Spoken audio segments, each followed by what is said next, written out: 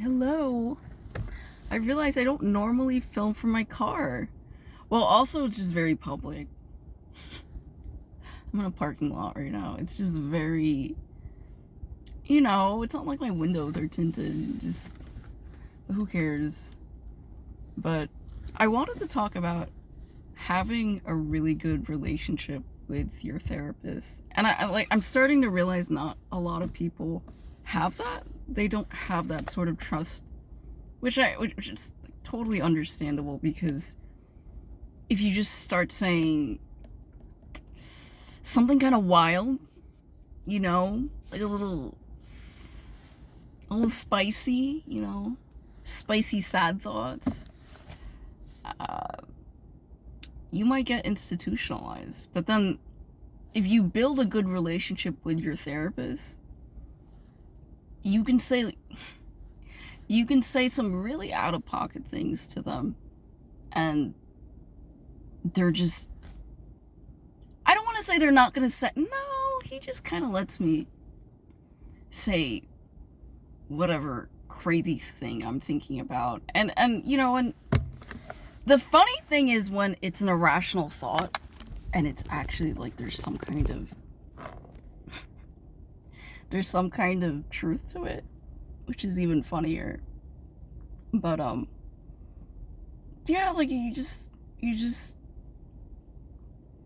I forgot how the conversation went, but it was about safety with clients and reporting, not clients, patients, and reporting whatever. I guess if you're any harm to yourself or anyone else, your therapist has to report it. And I asked him once, I was like, you don't do that. And he looked at me, why would you think that, Alessandra? That I'm not going to report any... I don't know, because he hasn't reported me. And what's crazy is that I've had so many moments where I thought, you're just on the edge kind of thing. And he's just, I don't want to say cool, but he knows me so well that it's like, she's fine. She's fine. She's gonna be fine. And that really scared me, because I'm like, sir, you have that much confidence in me? That felt so bad. That felt like the end. He was like, he kind of just said, girl, he didn't say that. He's kind of old and like a turtle. Like, I don't know what I'm gonna do when he passes. Like, it's so I gotta soak up all the knowledge right now. I mean, one day it's gonna happen, because that's part of life, dying. What? Come on! What the hell are we honking at? It's like 2. No, it's not too early in the morning. It's 6, actually, right? But it's good. Try to, I've been seeing him for almost 10 years. It's crazy.